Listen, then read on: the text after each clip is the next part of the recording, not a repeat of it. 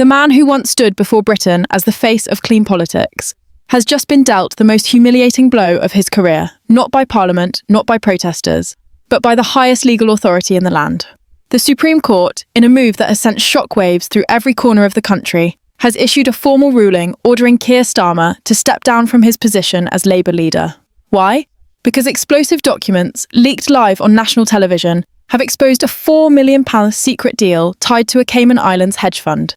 Money funneled through a maze of offshore accounts and linked to fossil fuels, arms trade, and private healthcare profiteers. The revelation, once whispered in political backrooms, is now undeniable and official. Starmer is trapped, the public is furious, and the halls of Westminster are collapsing into chaos. The ruling came without warning. In an unprecedented move, the Supreme Court released a public judgment that not only validated the damning evidence against Starmer, but declared that his continued leadership posed a direct threat to public trust in democratic institutions. At the heart of the decision lies the now infamous £4 million donation, a sum traced back to a hedge fund registered in the Cayman Islands, infamous for being a global tax haven and a refuge for the world's most secretive and morally questionable investments.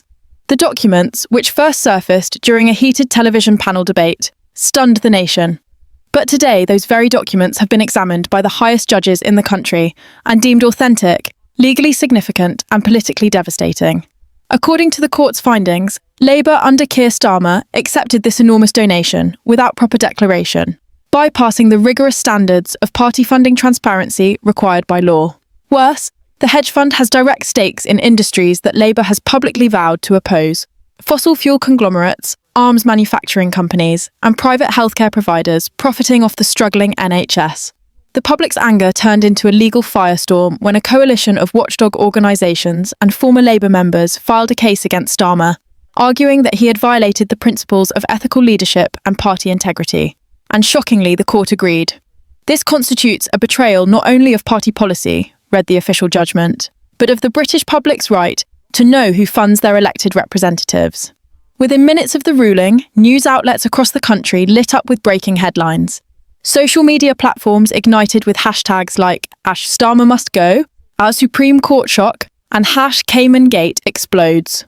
Live footage showed crowds gathering outside Labour HQ in London, chanting for justice, waving placards reading "Fraud must fall" and "Not my leader."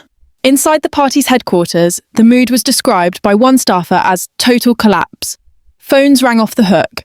MPs scrambled to distance themselves. Communications officers were silenced, locked in urgent meetings, desperate to contain a disaster that had already spiralled far beyond control. And at the centre of it all, Keir Starmer. Sources close to the embattled Labour leader reported that Starmer had been blindsided by the court's swiftness. Expecting months of legal wrangling, he now faced an immediate and non-negotiable demand: resign or risk facing a full criminal investigation into electoral fraud and misconduct in public office. His legal advisors, political aides, and inner circle were reportedly shell-shocked. No one had anticipated that the judiciary would move with such speed or such force. The court's language was direct and unforgiving. It stated that Starmer had willfully ignored multiple warnings regarding the risks of accepting large offshore donations without full disclosure. Internal Labour emails, presented as evidence, showed that several senior figures raised concerns months before the donation was finalised. But those concerns, the court noted, were brushed aside in pursuit of campaign advantage. And now that pursuit has come crashing down. Back in Westminster, the political fallout began unfolding at breakneck speed. Tory ministers stood outside Parliament gleefully addressing cameras, calling it the greatest political scandal in modern British history. Reform UK's leader released a chilling statement, accusing Labour of selling out the working class to foreign profiteers. Even Liberal Democrat MPs, normally restrained in tone, called the situation a national disgrace that must be answered by immediate resignation. But perhaps the most telling response came from within Starmer's own party. Several shadow ministers quietly removed references to him from their social media bios. Angela Rayner, deputy leader of the Labour Party, abruptly cancelled a planned press appearance and has reportedly gone silent. An anonymous Labour MP was quoted as saying, "This is no longer a leadership crisis, it's a funeral procession." The weight of the ruling is not merely symbolic. Legal experts now confirm that if Starmer refuses to resign, the path is open for further legal actions, potential criminal charges, and an emergency parliamentary vote of no confidence. Starmer's enemies, both within and outside the Labour ranks, are circling. And the public, once cautiously hopeful for his promise of transparency and renewal, now appears unified in its demand for justice. As the evening sun set over Westminster, the country found itself holding its breath, watching the once untouchable Labour leader teeter on the edge of political annihilation. The man who had vowed to restore trust in British politics now stands accused by the nation's highest court of betraying everything he once claimed to stand for. And as the headlines scream across the nation and opposition leaders sharpen their knives, one question echoes louder than ever before. Will Keir Starmer obey the court's order and step down? As the Supreme Court ruling reverberated across Britain, it triggered more than just a media firestorm. It lit the fuse to an all-out civil war within the Labour Party. Once held together by a fragile promise of unity, the internal structure of Labour has begun to crumble at terrifying speed.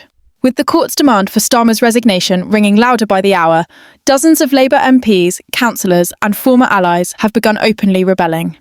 What was once a simmering discontent behind closed doors has exploded into full-blown mutiny. Meetings are being cancelled, whips are being ignored, and Labour's leadership apparatus is buckling under the weight of unprecedented internal collapse. In a series of bombshell developments, more than 40 sitting Labour MPs have reportedly signed a private letter demanding that Starmer resign immediately in the interest of party survival. Among the signatories are several shadow ministers, regional party heads and long-standing MPs from safe Labour seats. Their message is clear: if Starmer refuses to comply with the Supreme Court's directive, they will walk. The letter, now leaked to multiple press outlets, paints a picture of a party on the brink of annihilation. One sentence, in particular, has shocked observers. "We will not go down with a captain who steers us knowingly into disaster." The Labour front bench is in turmoil. Shadow Health Secretary Wes Streeting, once one of Starmer's fiercest defenders, is said to be considering resignation. Yvette Cooper, another key figure in the shadow cabinet, reportedly held an emergency meeting with senior MPs to assess the possibility of installing an interim leader before the general election. Party insiders describe these meetings as tense and tearful. Rumours now swirl that Lisa Nandy is being floated as a temporary caretaker to prevent a full collapse of electoral machinery. But while some in the Labour ranks are mobilising for survival, others are sharpening their knives. Reports have emerged that Momentum, the powerful grassroots movement that once backed Jeremy Corbyn, is preparing a mass mobilisation campaign to force Starmer out. Their statement, issued within hours of the court ruling, was brutally direct. Starmer has betrayed the values of this party. He must go now, or the people will remove him. Protests outside Labour offices in multiple cities have already begun, organised in part by local Momentum chapters, calling for a clean break from corruption. The party's internal communications have turned into a battlefield. WhatsApp groups of Labour MPs have descended into chaos, with messages leaked showing furious arguments, resignations from group chats, and threats of mass walkouts. Constituency Labour parties, CLPs, across the country are reporting emergency meetings as local members demand accountability. Some CLPs are already drafting motions of no confidence in Starmer's leadership, an act unheard of at this scale since the peak of Labour's Brexit infighting. Meanwhile, Keir Starmer remains silent. Sources from inside his inner circle describe him as isolated, irritable, and in denial. His advisors are split between those urging him to step down with dignity and those pushing him to fight back with a televised address defending his actions. But no such speech has come, only silence. This silence is not just deafening, it is enraging his colleagues. Every hour that passes without a public response adds fuel to the rebellion. And in that vacuum, political vultures are beginning to circle. Reform UK's Nigel Farage wasted no time. In a fiery speech broadcast live from Manchester, he declared, "The Labour Party is no longer a party. It's a crime scene. If Starmer doesn't resign, the British people will make sure his name is erased from history." The Conservatives, too, are capitalising on the chaos, with Rishi Sunak's team launching a media blitz demanding an emergency parliamentary session to discuss the integrity of opposition leadership. Liberal Democrats have called for the Electoral Commission to open a parallel investigation into all Labour campaign financing from the past 4 years. Amid the political hysteria, the British public has reacted with a mix of fury and disillusionment. Polling data, conducted in the 24 hours following the court ruling, shows an unprecedented 72% of voters believe Starmer should resign immediately. Even more damning, nearly half of all Labour voters agree. Social media platforms are flooded with disillusioned supporters, posting photos of torn-up membership cards and calls to boycott Labour at the ballot box. Activist groups are now circulating petitions to strip Starmer of his knighthood, arguing that a man who betrays public trust on this scale does not deserve such an honour. This crisis is not just political, it is existential. The Labour Party is not just facing leadership uncertainty, it is facing electoral extinction. If Starmer refuses to bow to pressure from within and outside his party, it may fracture into irreparable pieces before the next election. Discussions are already surfacing about possible splinter parties, mass defections, and the formation of a temporary coalition to oppose the Tories without Labour's leadership. These ideas, once considered fringe, are now being openly discussed by senior MPs and union leaders alike. The trade unions, long the backbone of Labour's financial support, are also reconsidering their loyalties. Unite the Union, one of Labour's largest donors, has issued a chilling warning. We cannot in good conscience continue to support a party that allows corruption and opacity at the top. If Labour loses union backing, it will be more than a political blow. It will be a financial and operational disaster. Without union funds and organising muscle, Labour's general election campaign will crumble before it even begins. In this hour of crisis, what was once Keir Starmer's political empire has turned into a smouldering ruin. From the backbenches to the base, there is now a single unifying call: resign.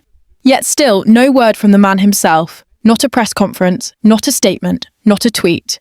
And in the vacuum of that silence, Labour devours itself. As the days pass and the court's ruling looms ever larger, the window for a clean exit is closing fast. Every moment of hesitation draws the knife deeper into Labour's heart.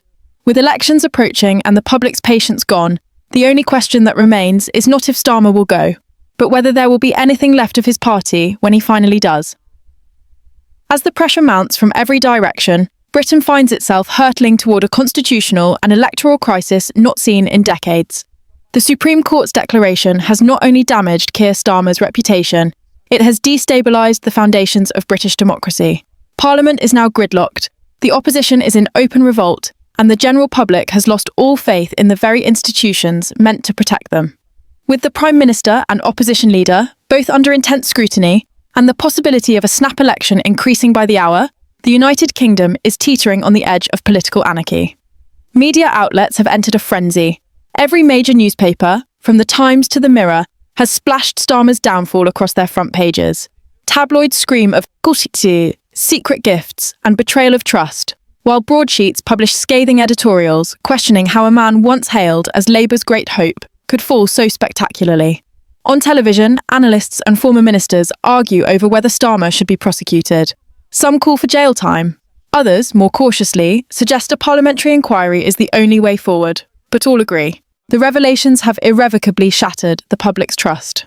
The heart of the scandal revolves around a string of undeclared luxury gifts and payments totalling over £39,000, allegedly given in exchange for policy influence during private meetings in Brussels. Receipts, emails, and encrypted messages leaked to a major UK broadcaster seem to show that Starmer, or at the very least his office, had been in direct contact with EU-affiliated lobbyists during sensitive trade negotiations. These messages, now verified by cybersecurity experts, contain shocking details: bookings for lavish hotels, promises of regulatory favours, and even references to quiet cooperation on a possible post-Brexit re-entry framework. This has ignited a national firestorm. Brexiteers are livid, pro-EU voters are disgusted, and neutral Britons are exhausted, once again dragged into a political storm over Europe, but this time with the painful sting of betrayal. It is no longer just about policy, it's about trust, secrecy, and the question of who truly governs Britain. The idea that a potential Prime Minister could secretly collaborate with foreign interests has inflamed nationalist sentiment, and Reform UK has seized the moment like wolves scenting blood. In a fiery broadcast streamed to over 2 million viewers, Reform UK leader Richard Tice declared, "We warned you, Starmer is nothing more than a Brussels puppet, and now we have the proof.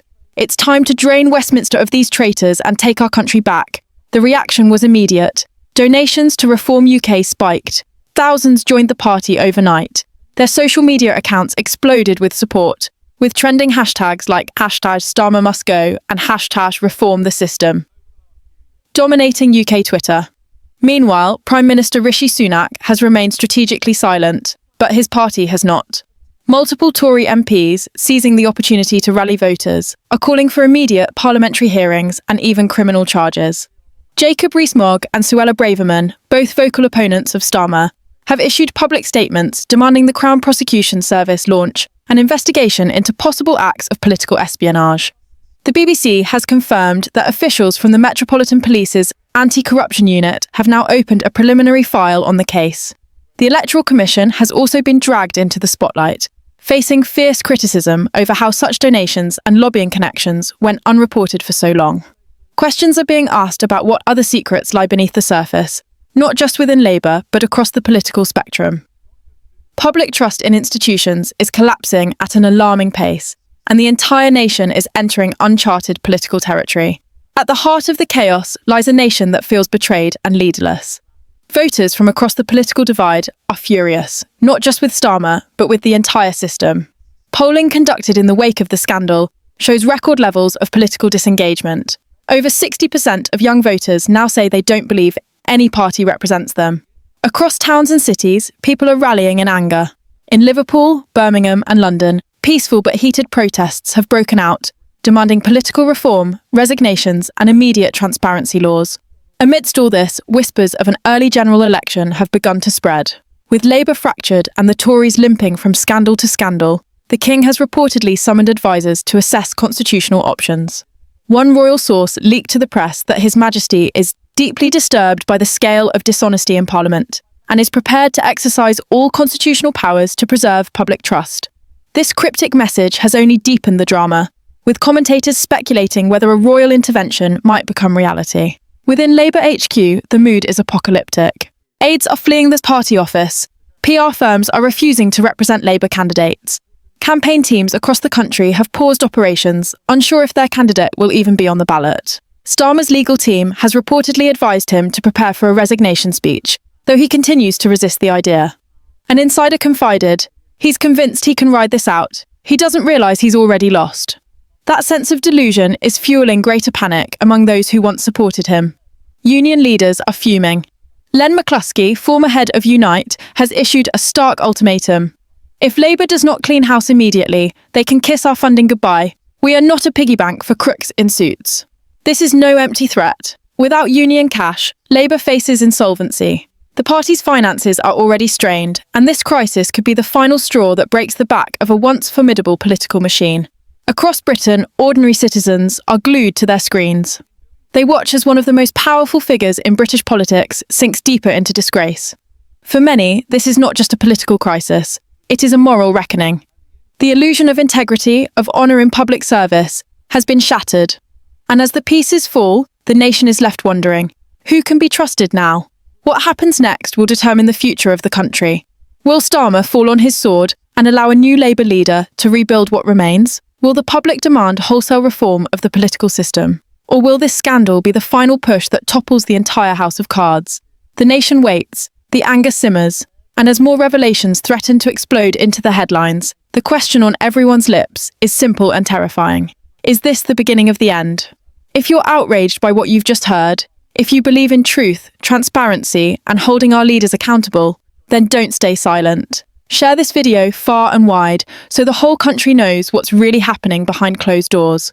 Hit the like button to show your support for justice and subscribe for the latest updates as this political earthquake continues to unfold.